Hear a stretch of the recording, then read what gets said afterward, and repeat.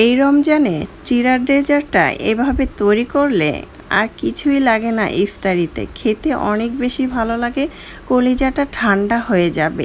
একেবারেই এতটাই মজাদার, একেবারে কলিজা মন প্রাণ সব কিছু ঠান্ডা হয়ে যাবে। সুপ্রিয় দর্শক, আসসালামু আলাইকুম। আজকের ভিডিওটা যে যেখান থেকে দেখছেন অসংখ্য ধন্যবাদ সবাইকে। আজকের রেসিপিটি যদি আপনাদের ভালো লাগে তাহলে অবশ্যই আমার চ্যানেলটা সাবস্ক্রাইব করে লাইক দিয়ে পাশে থাকবেন। প্রথমে চুলায় একটি প্যান বসিয়ে এখানে দুধ দিয়েছি 1 লিটার। দুধটা ঘন করে নিব জাল করে। কর্নফ্লাওয়ার দিয়ে দিলাম 2 টেবিল চামচ, আধা কাপ গুঁড়া দুধ পরিমাণ মতো, সামান্য একটু পরিমাণ লবণ দিয়েছি, চিনি দিয়েছি পরিমাণ মতো, দিয়ে একটু জাল করে নিয়েছি। অনবরত নেড়ে চেড়ে দেখতে পাচ্ছেন ঘনটা কতটুকু হয়েছে।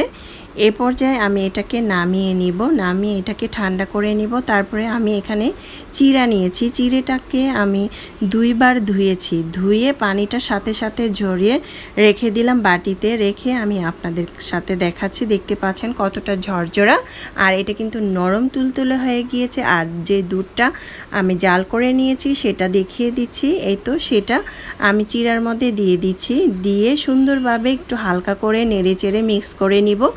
আপনাদের স্বাদ অনুযায়ী এখানে চিনি ব্যবহার করতে পারেন, তবে আমি যে অল্প চিনি দিয়েছি সেটাই পারফেক্ট হবে। আমি আধা কাপ চিনি দুধের মধ্যে দিয়েছি, আর চিনির প্রয়োজন নাই। এখন আমি একটু নেড়ে চেড়ে দিলাম, দেখতে পাচ্ছেন খুব সুন্দরভাবে। এখন আমি এখানে কিছু মিষ্টি জাতীয় ফল দিয়ে দিব। প্রথমে আমি এখানে খেজুর কুচি করে দিয়েছি, তারপরে আমি এখানে দিয়ে দিব মিষ্টি আঙ্গুর দিয়ে দিব, সাদা এবং কালোটা। দেখতে পাচ্ছেন আপনাদের পছন্দ অনুযায়ী এখানে কিছু ফল ব্যবহার করতে পারেন। এই সামান্য অল্প ফল দিলে কিন্তু খেতে অনেক বেশি ভালো লাগবে, অসম্ভব মজাদার হবে এটা খেতে। তো আমি কালো সাদাটা দোনোটাই দিয়ে দিলাম সুন্দরভাবে সাজিয়ে। এখানে কিন্তু কিশমিশও দিতে পারেন।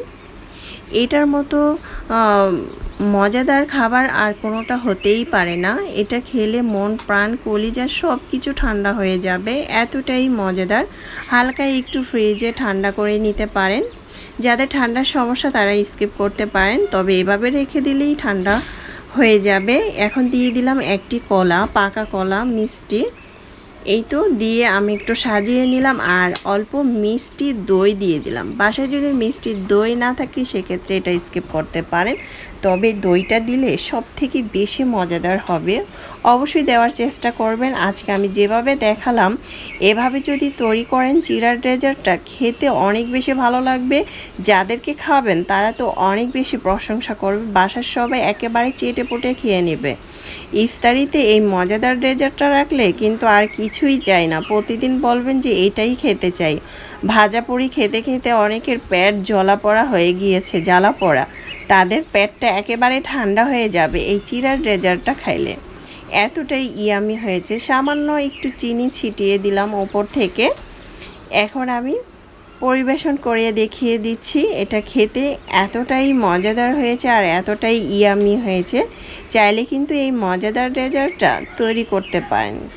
অসম্ভব এই মজাদার চিড়ার ডেজার্টটা যদি আপনাদের ভালো লাগে তাহলে অবশ্যই আমার চ্যানেলটা সাবস্ক্রাইব করে লাইক দিয়ে পাশে থাকবেন, আর অবশ্যই কমেন্টসে জানাবেন কেমন হয়েছে। চাইলে ট্রাই করতে পারেন। আল্লাহ হাফেজ।